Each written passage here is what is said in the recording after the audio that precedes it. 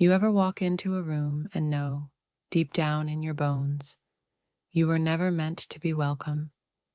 Not because you crashed the party, not because you didn't have a ticket, but because the moment you showed up, the air shifted, like the walls themselves flinched a little, like your existence messed up someone's seating chart in the universe. That was me. Friday night, 37th floor of the Havenstone building, under chandeliers the size of my college debt. It was his company's annual gala. Hundreds of suits, sequins, and curated smiles. A four-piece jazz band played Coldplay like it was Sinatra, and every corner smelled like someone else's power. I wasn't late, but when I stepped through the glass doors, the security guy double-checked my invitation like it had been printed in crayon. He scanned the barcode, then scanned me. Eyebrows raised, head tilted. Sorry, you're with catering? I smiled. Small, practiced, the kind of smile women wear like armor. I'm a guest. He paused, scanned again, then waved me through with that look, the kind that says, "You're not the type who usually walks in through the front." And you know what? He was right, because this wasn't my world. Not really. This was the world of polished introductions and champagne economics, of hedge fund handshakes and people whose LinkedIn pages got more views than their family photo albums. This was his world, the golden boy, the one who once dared me to build a pillow, fort taller than our couch. Now, he stood on stages, talking about strategic scalability, while I coded in cafes that smelled like burnt oat milk and ambition. But tonight, I wasn't here to pitch. I wasn't here to network. I wasn't even here to reconnect. I came because someone told me I should. A polite family text, a reminder that showing up still matters. So I showed up, in a black dress I'd worn to 3 other events, heels I found on clearance, and a face that had finally learned not to flinch when underestimated. I didn't belong, sure, but here's what they didn't know. Sometimes the most dangerous person in the room is the one no one saw coming. And tonight, I wasn't here for their validation. I wasn't here to win them over. I was here to take note of every smirk, every sideways glance, every passive insult dressed as a joke. Because when the time came, I wasn't going to clap back. I was going to buy the building, quietly, efficiently, one signature at a time. It always starts the same way. A group chat lights up, someone got promoted. A cousin just bought a house. An uncle's daughter landed at Goldman, and someone else's son just made partner before 30. Then comes the silence. That subtle, expectant pause where everyone waits for me to chime in, to say something that sounds successful, respectable, safe. And when I don't, they fill the gap for me. She's still freelancing, right? Doing that app thing? Well, as long as she's happy. That last one always hits the worst, as if happiness is the excuse they give to someone who clearly didn't make it. See, in my family, success has a look. It wears a suit. It drinks coffee from branded mugs. It clocks in. It clocks out. And it never makes Thanksgiving awkward. They love a good narrative. The obedient rise, the 6-figure path, the corporate ladder dressed up as legacy. And I walked right off the script. After college, I turned down the big tech offer. Twice. First time they called me ambitious. Second time, they called me confused. I chose to build something of my own. A platform, an idea, a system that would eventually change the way hourly workers get paid. Faster, cleaner, fairer. But all they saw was instability. No office, no staff, no wedding registry. just long nights in hoodies, a stack of ramen packets, and a laptop full of silent momentum. At dinners, I learned to shrink my wins, to condense months of progress into one vague sentence. Yeah, things are moving. Because when you chase something unconventional, you're not just breaking tradition, you're making everyone who stayed inside the box question their own decisions. They don't like that. So instead, they whisper. They send me TED Talks on pivoting articles about career clarity, job listings I didn't ask for, and through it all, I stayed quiet. Not because I was ashamed, but because I was done begging to be understood by people who never tried to understand me in the first place. So when I got the invitation to the gala, I almost didn't go, but then I thought about it.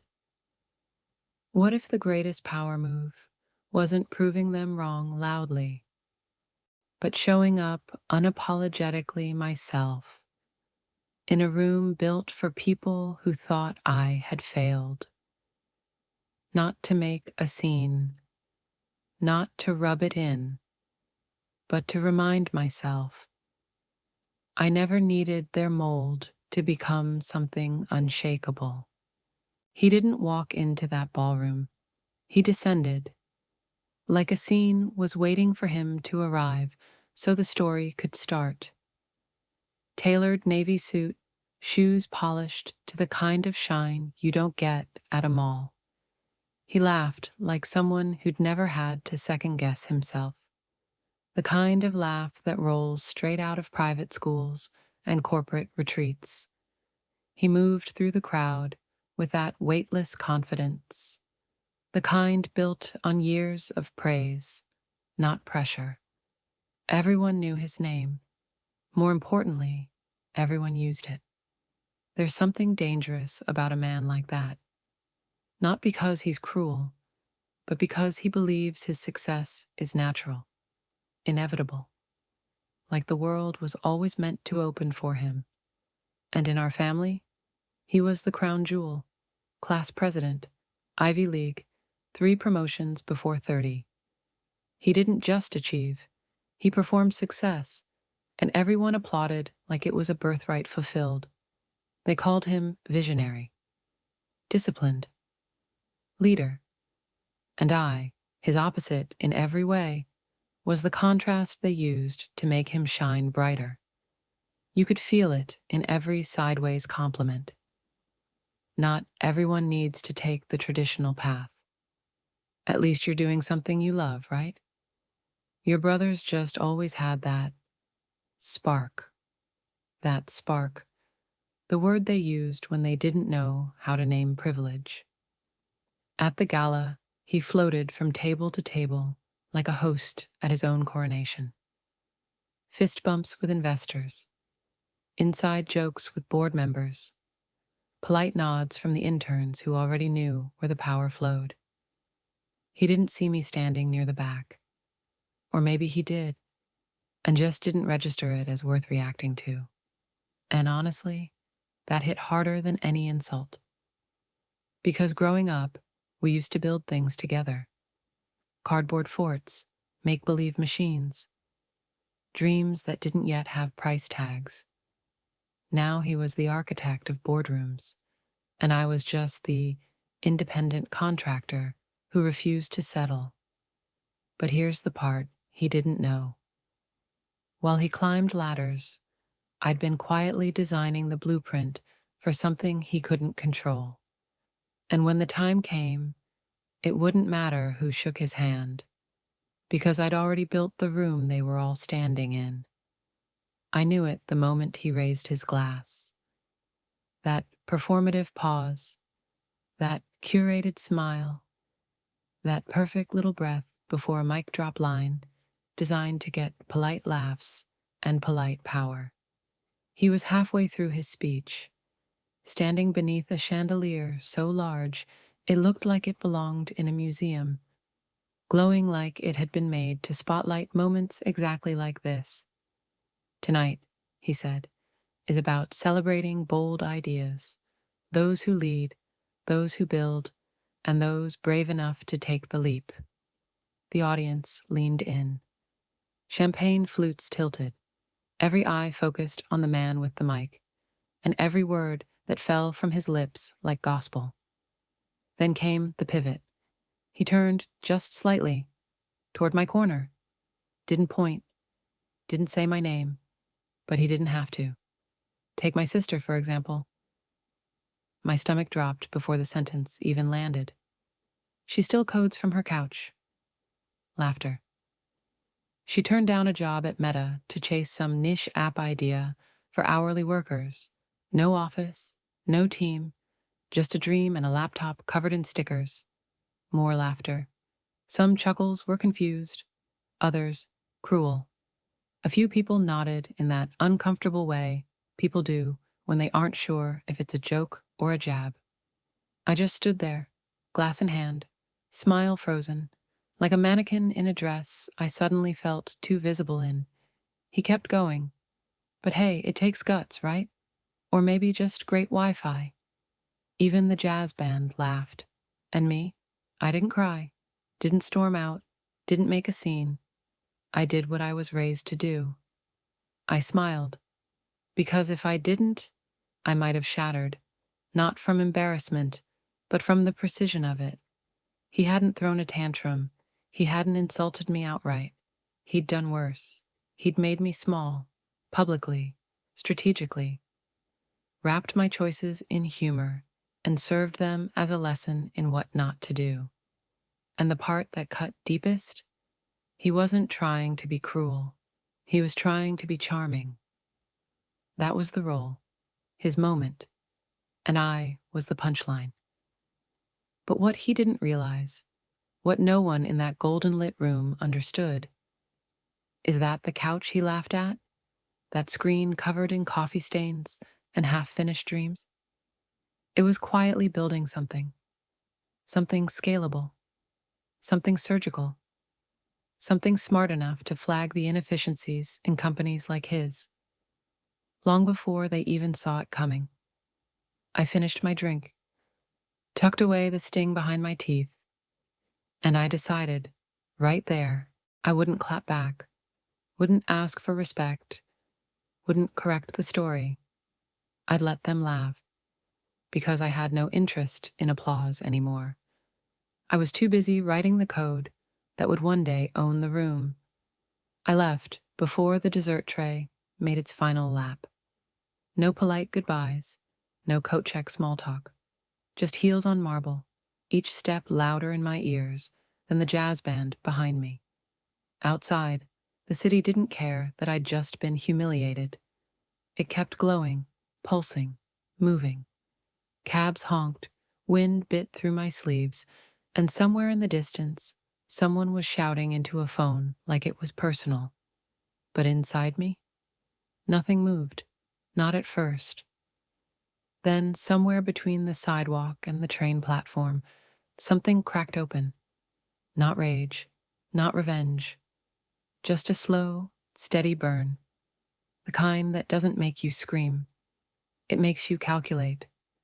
I found an empty seat on the late train home, slid my laptop from my tote like it was muscle memory, logged into the dashboard, shift core, simple UI, cold back end, purposefully built that way. It wasn't flashy. It didn't need to be. The platform could analyze staffing inefficiencies across an entire company in under an hour, cross-reference roles, budget, impact, time to output, all of it. The system didn't care about charm, didn't see the world through titles or ego. It just measured truth. That night, while my inbox filled with follow-ups from clients and silent investors, I pulled a new report, just curiosity, really, just data. One company stood out, Stratwell Technologies. I clicked, watched the numbers populate, margins shrinking, productivity per salary dollar falling, middle management bloat, red flag, executive to output ratio, a joke. The same company he stood on stage bragging about was quietly bleeding, And I was holding the map to its weakest points. The irony tasted metallic, like biting your tongue too hard after smiling too long. While he toasted my failure, I was already in possession of the tool that could unravel his kingdom. But this wasn't about spite. Not yet. This was about control, about reclaiming the version of me that used to whisper, maybe I'm the one who doesn't get it. Turns out, I did get it. I just got it too early, too quietly, too outside their frame of reference. But now I had leverage. Now I had options. And sometimes, that's the only language they understand. So I shut the laptop, sat back in my seat, watched the blur of city lights slip past the window like forgotten promises. And somewhere deep in my gut, that quiet burn turned into something sharper. Not revenge, readiness, because they'd drawn the blueprint for power. But I was rewriting the foundation. It happened 3 mornings later, barely past 7 a.m. Sunlight was leaking through the half-closed blinds in lines across my hardwood floor. I was still in a sweatshirt, coffee half warm, inbox still loading. Then came the subject line. Plain. No exclamation mark. No emojis. It's done. Term sheet signed. I blinked. Read it again. Once more. Slow. Just to feel it land. 7 figures.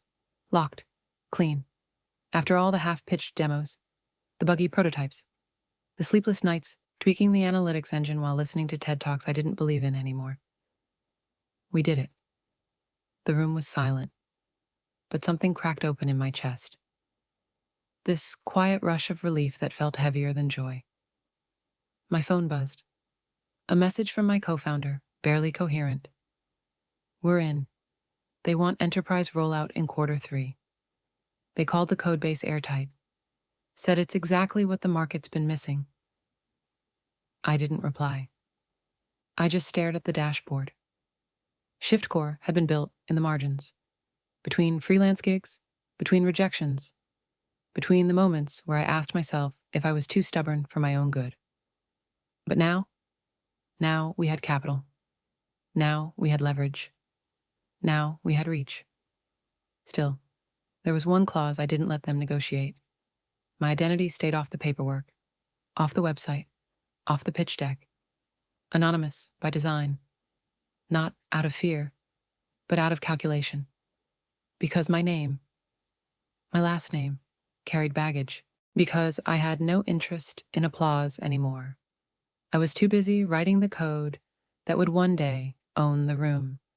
I left before the dessert tray made its final lap. No polite goodbyes, no coat check small talk, just heels on marble, each step louder in my ears than the jazz band behind me. Outside, the city didn't care that I'd just been humiliated. It kept glowing, pulsing, moving. Cabs honked. Wind bit through my sleeves. And somewhere in the distance, someone was shouting into a phone like it was personal. But inside me, nothing moved, not at first. Then, somewhere between the sidewalk and the train platform, something cracked open. Not rage, not revenge, just a slow, steady burn. The kind that doesn't make you scream. It makes you calculate. I found an empty seat on the late train home. Slid my laptop from my tote like it was muscle memory. Logged into the dashboard. ShiftCore. Simple UI. Cold backend. Purposefully built that way. It wasn't flashy. It didn't need to be. The platform could analyze staffing inefficiencies across an entire company in under an hour. Cross-reference roles, budget, impact, time to output, all of it. The system didn't care about charm, didn't see the world through titles or ego. It just measured truth. That night, while my inbox filled with follow-ups from clients and silent investors, I pulled a new report. Just curiosity, really. Just data. One company stood out. Stratwell Technologies. I clicked. Watched the numbers populate. Margins shrinking. Productivity per salary dollar? Falling? Middle management bloat? Red flag? Executive to output ratio? A joke.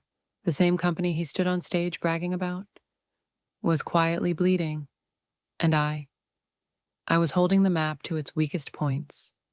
The irony tasted metallic, like biting your tongue too hard after smiling too long. While he toasted my failure, I was already in possession of the tool that could unravel his kingdom. But this wasn't about spite. Not yet. This was about control, about reclaiming the version of me that used to whisper. Maybe I'm the one who doesn't get it. Turns out I did get it. I just got it too early, too quietly, too outside their frame of reference. But now I had leverage. Now I had options. And sometimes that's the only language they understand. So I shut the laptop, sat back in my seat, watched the blur of city lights slip past the window like forgotten promises. And somewhere deep in my gut, that quiet burn turned into something sharper. Not revenge. Readiness. Because they'd drawn the blueprint for power. But I was rewriting the foundation. It happened 3 mornings later, barely past 7 a.m. Sunlight was leaking through the half-closed blinds in lines across my hardwood floor. I was still in a sweatshirt, coffee, half warm, inbox still loading. Then came the subject line, plain, no exclamation mark, no emojis. It's done. Term sheet signed. I blinked, read it again, once more, slow, just to feel it land. 7 figures, locked, clean. After all the half-pitched demos, the buggy prototypes, the sleepless nights, tweaking the analytics engine while listening to TED Talks I didn't believe in anymore. We did it. The room was silent, but something cracked open in my chest. This quiet rush of relief that felt heavier than joy. My phone buzzed, a message from my co-founder, barely coherent. We're in. They want enterprise rollout in Q3. They called the codebase airtight. Said it's exactly what the market's been missing. I didn't reply. I just stared at the dashboard. Shift Core had been built in the margins, between freelance gigs, between rejections, between the moments where I asked myself if I was too stubborn for my own good. But now we had capital. Now we had leverage. Now we had reach. Still, there was one clause I didn't let them negotiate. My identity stayed off the paperwork, off the website, off the pitch deck. Anonymous by design. Not out of fear, but out of calculation. Because my name, my last name, carried baggage, the kind that might raise questions, the kind that might bring up ties, the kind that could lead someone in his world to pull the plug before the ink even dried. So I stayed ghosted. A voice in meetings, not a face. A shadow in the Git commits, not a headline. And honestly, that was the best kind of power. Invisible, unbothered, untouchable. I opened the portfolio file the investor had sent. Potential partners, onboarding priorities, companies likely to need ShiftCore's optimization suite first. 10 names. Third on the list stopped me cold. Stratwell Technologies. I stared at it, not blinking, not breathing, just reading. The irony wasn't loud. It was surgical. While they laughed at my career, their house was burning slow from the inside. And now the solution had a price tag, one I could set. I didn't smile. I just whispered one word, not to gloat, not to scheme, but to mark the beginning of something that didn't need applause. Interesting. Then I picked up my coffee, still lukewarm, still bitter, and it tasted better than victory. It tasted like momentum. It was sitting there, like it had always belonged. Third row, clean font, no fanfare. Stratwell Technologies. Projected risk, moderate. Optimization potential, high. Recommended action, initiate acquisition talks within 90 days. I stared at it, not shocked, not shaken, just still. Because some things don't explode. They settle, like dust, like truth. I clicked open the report, line by line. It was everything I already knew. Poor performance to pay ratio, middle management bloat, outdated internal systems, overfunded optics, underdelivered substance.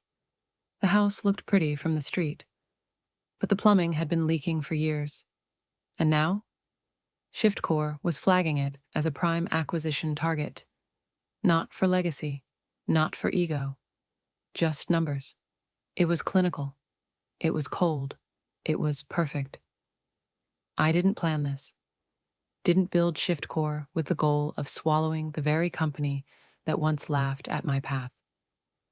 But fate has a strange way of sharpening quiet people into precision weapons. Because while they were busy building stories around buzzwords, I had been building something that worked. My co-founder messaged me 5 minutes later. This one's a no-brainer. Cheap valuation, weak leadership, still coasting off brand equity. You good to greenlight? I typed 3 words, paused, deleted them, typed something simpler. Proceed, quietly. No headlines, no warning shots, no leaks to the press.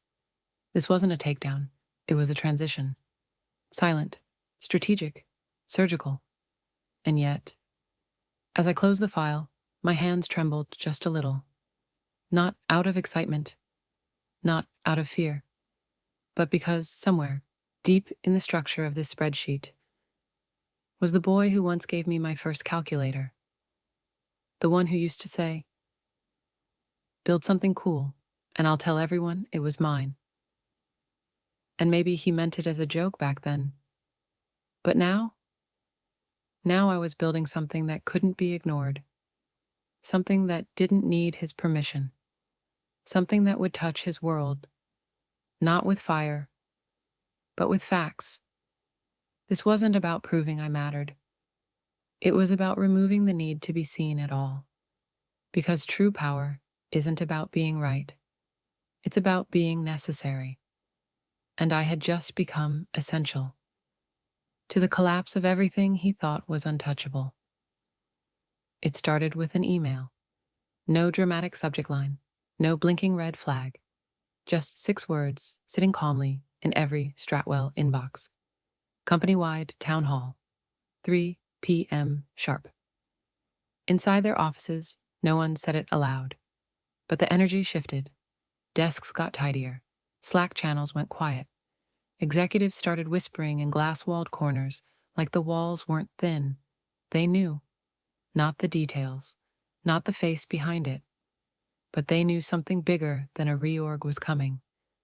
Because when the announcement doesn't come from you, it almost never works in your favor.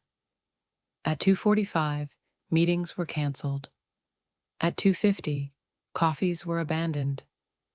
At 2:57, the conference room monitors all flickered to black, and at 3 o'clock, the clock ticked over. No sound, no chime, just breath-holding silence. That's when the moderator appeared. Neutral voice, neutral suit, the kind of consultant face that's trained to look like furniture. Thank you for joining. Please remain on mute. We'll begin in a moment. A second passed, then another, and then came the words. Effective immediately, Stratwell Technologies has been acquired by ShiftCore.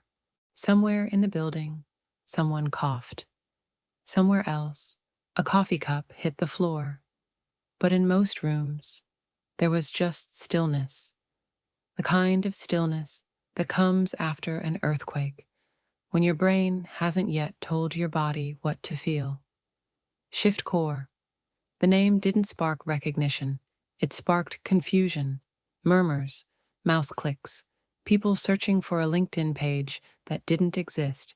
But behind the scenes, the deal had been signed days ago, the paperwork filed, the transfer smooth, flawless. Because while they were planning happy hour budgets and Q4 press campaigns, we had been mapping every structural flaw they ignored. Not to destroy it, to own it. I watched it unfold from a small office downtown. Plain desk, no windows. One single monitor showing the call in grid view silence. Dozens of faces. Hundreds of eyes. None of them looking at me yet. But they would. Because in 5 minutes, the new executive lead was scheduled to join the call. And this time, they wouldn't be faceless anymore. This time, the person behind the numbers, behind the software, behind the silent acquisition, behind the cold precision, was about to turn on her camera.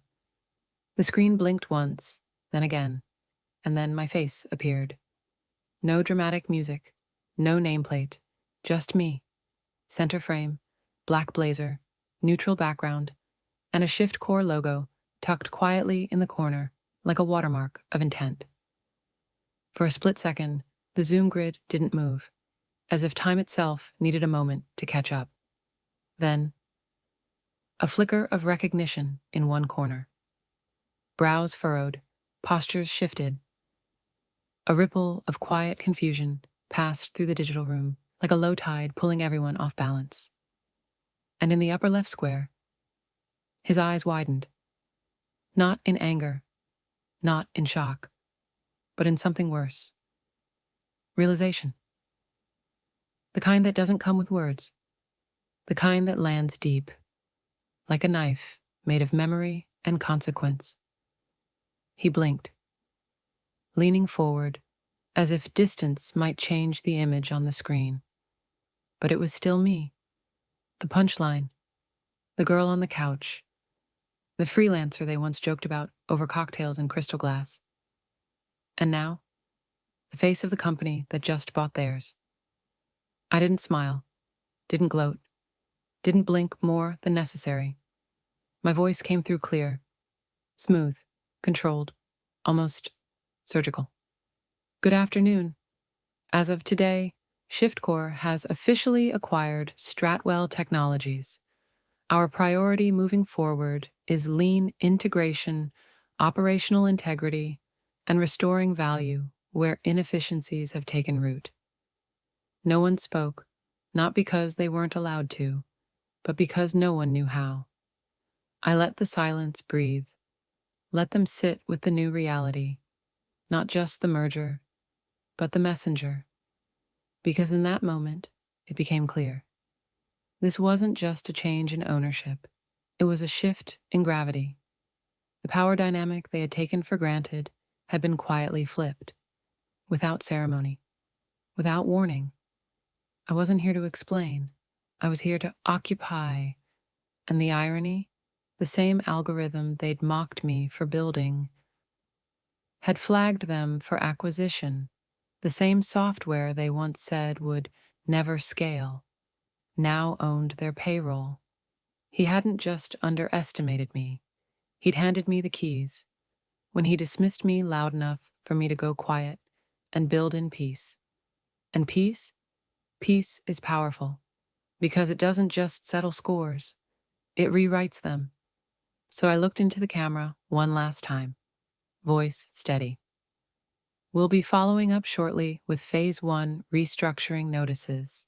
Thank you for your time. And then I clicked out. No goodbye, no lingering. Just a clean break from the version of myself they thought would never matter. Because I didn't need to prove anything anymore. I was the proof. 2 days later, it landed. Subject line: Restructure Phase 1, Finalized Roles. No fancy design, no personal notes, just a PDF. Inside, it was all rows and columns, departments, titles, color-coded status bars, green for secure, yellow for reviewed, red for removed. His name, page 2, no bolding, no asterisk, no footnote, just a red bar. Position, eliminated, effective immediately. I stared at it for a long time, not to savor it, but to absorb the weight of precision. This wasn't revenge, this was math. The same metrics I'd spent months refining: impact ratios, budget alignment, internal performance drift, had flagged his entire division as legacy weight, too top-heavy, too inefficient, too performative. The kind of leadership that looked good in press releases, but bled resources behind the scenes. And I didn't override it. I didn't change a single number, because that was the point. I'd built a system that told the truth, even when the truth had my brother's name on it. Rumors started swirling before HR even sent the formal notices.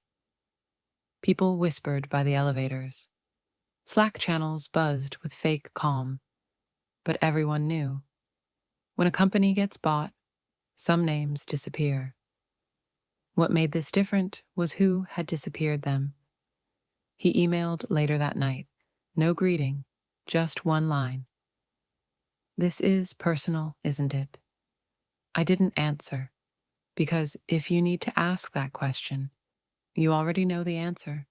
He was never the villain, but he was the reminder, the embodiment of every room I wasn't invited into, every joke told at my expense, every moment where I was expected to smile through erasure. And now? Now I didn't need to shout to be heard.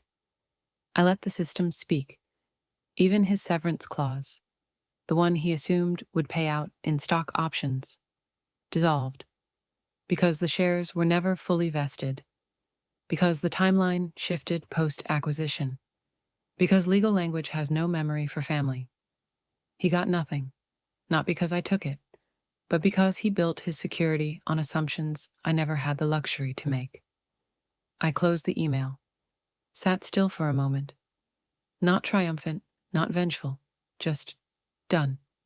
Because power isn't always loud. Sometimes it's just knowing when to close a file and never open it again. There was no celebration, no confetti moment, no "you showed them" text from the few friends who knew. No secret party in a rooftop bar with toasts clinking and laughter ringing off marble walls. Just me, alone, in a quiet corner of a small cafe on the east side of the city.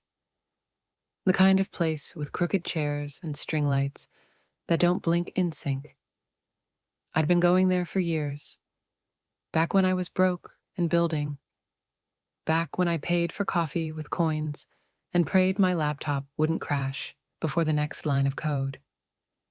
And now I sat in the same corner seat, laptop open, but this time, no fire behind the keys, no pitch deck, no damage control, just one clean document on the screen. Phase 1, complete, all critical systems integrated, operational transfer successful. I hit send, closed the lid, exhaled, not relief, not victory, just stillness. Like my soul had been holding its breath for too long and finally remembered how to breathe. There was no applause, no audience, only the sound of a coffee grinder in the background and a barista humming something half familiar behind the counter. And strangely, that was enough. I stirred my drink slowly, watched the cream swirl into the dark, and realized this is what peace looks like when you earn it the hard way. Not loud, not sparkly, not made for Instagram, just quiet, clean, yours. I thought about all the nights I'd stayed up wondering if this moment would feel like revenge, if seeing him lose what he clung to would make me feel like I'd finally won. But it didn't, because I didn't need him to lose. I just needed me to stop shrinking, and I had. Not by force, not by spectacle, but by holding my line, by choosing not to burn everything down, even though I could have. power isn't always a roar. Sometimes it's the choice to leave the room calmly, after you've rearranged the furniture. I finished my coffee, left a tip that was bigger than I could have afforded 2 years ago, and stepped out into the street. No one turned to look, no spotlight, just the hum of the city, business as usual. But inside, something irreversible had shifted. I didn't need validation. I didn't need forgiveness. I had something better. I had peace. And this time, I didn't have to earn it through someone else's approval. It was mine, by design, by decision, by every quiet, deliberate step that led me here. It showed up in my inbox on a Thursday. No subject line, no signature, just a name I hadn't seen in years. One I barely remembered. She used to sit outside his office, polite, efficient, the kind of woman who always wore neutral tones and typed like her keystrokes were being graded. We never spoke beyond small nods in crowded family events. I doubt she even knew what I did. But the message? It was clear, and it didn't waste time. I know you probably don't want to hear from me, but I needed to say this. I froze, scrolled down. The day they announced the restructure, no one said it out loud, but we all knew things were going to change. We just didn't know how. People were scared at first, naturally. But then the air shifted. Meetings got shorter. The fake urgency disappeared. Ideas stopped getting killed in the room. And for the first time since I started here, we breathed. I stopped reading. Let that line sink in, like warm light cracking through cold blinds. We breathed. That was the impact no one had clapped for. That was the ripple I hadn't tracked. I kept reading. You didn't just bring in a new system. You removed the fear of being interrupted, the fear of being disposable, the fear of speaking too boldly without being punished silently later. Whatever you did, it's working, and I just wanted you to know. Not everyone hated what you built. Some of us were waiting for it. I didn't realize I'd been holding my breath until the screen blurred. Not with tears, but with the kind of emotion that wraps around your chest from the inside. The kind that says, you didn't just survive. You mattered. Not because you proved anyone wrong, not because your name trended, but because someone out there sat in a quieter, lighter office and finally felt safe. And she didn't owe me that message. She didn't have to say a word, but she did. And maybe that's what real impact looks like. Not the headlines, not the revenge arcs. Just one person, breathing easier because of something you built when no one believed in it. I closed the laptop. No reply, no overthinking, just a quiet knowing. Not everything needs to be acknowledged to be felt. The badge just said, Speaker. No company, no credentials, no headline-making title. That's how I preferred it now. Understated, neutral, clean. It was a mid-tier tech conference, the kind held in hotel ballrooms with flickering projectors and lanyards that scratch your neck after an hour. The coffee was terrible, the lighting worse. But the energy? Honest. I'd given a talk that morning. 15 minutes, no slides, just thoughts about infrastructure, about impact, about how real systems aren't built for applause. They're built to hold weight when things fall apart. Afterward, I slipped out through the side door. No meet and greet, no lingering. I didn't want attention. I just wanted air. But as I walked past the vendor tables, someone caught up to me. A kid, maybe mid-20s. Slight build, glasses too big for his face. Notebook full of corner-folded pages pressed to his chest like a shield. Excuse me. I turned. He looked nervous, but not scared, like someone who knew this moment mattered more to him than to me, and was okay with that. Are you with Shift Core? I nodded, half curious, half cautious. Why? He smiled, and it wasn't the kind that begged for approval. It was gratitude, raw and quiet. I work at a logistics firm you guys consulted for last fall. Middle of nowhere, small team. We didn't even think we'd qualify, but you onboarded us anyway. I tilted my head, still listening. I just wanted to say, what you built, it changed everything. He wasn't exaggerating, wasn't pitching, just remembering. Our workflows are smoother. People stay longer, and it's weird, but we actually talk to each other now, like real people, not parts. I didn't know what to say, so I just smiled, gently. The kind you don't fake when you're too surprised to perform. I don't know how involved you were, he added, but I hope you know. We feel it, and we're grateful. I blinked once. Let it settle, because all the strategy, all the cold moves and sharp silences and deliberate exits, none of it hit me the way this moment did. This kid, this hallway, this badge that didn't need a company name. This was it. The proof I didn't ask for. The ripple I hadn't measured.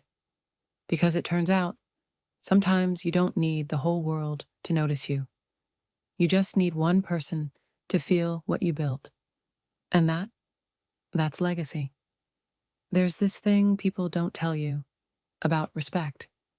You grow up thinking it sounds like applause, that it comes with spotlights, loud titles, glass awards, and someone finally saying, you were right all along. But the truth, respect doesn't always wear a mic. It doesn't always come wrapped in validation. Sometimes it's a silent nod, a door that opens and stays open, a room that listens without needing you to shout. I used to think I'd know when I'd made it. I thought there'd be a moment, a line, a turning point I could circle in red and say, this is the part where they believe in me. But that moment never came, and eventually, I stopped waiting for it, because what I learned instead was that the most powerful recognition doesn't come from them. It comes when you stop needing it altogether.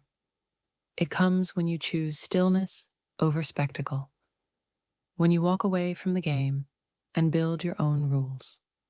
They mocked my silence, laughed at my ambition when it didn't wear the right badge, reduced my work to potential, measured my worth in LinkedIn headlines and dinner party soundbites. But silence was never weakness. It was focus.